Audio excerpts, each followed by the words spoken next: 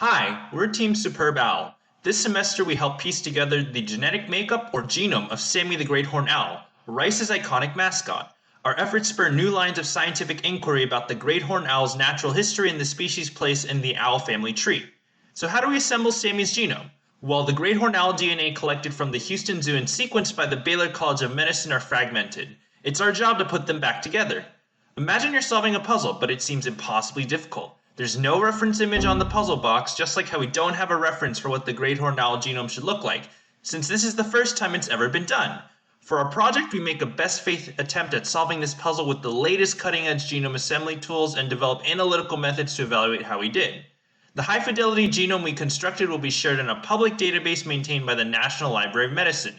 We help support new biological discoveries, wildlife conservation, and public awareness of the biology behind this iconic bird.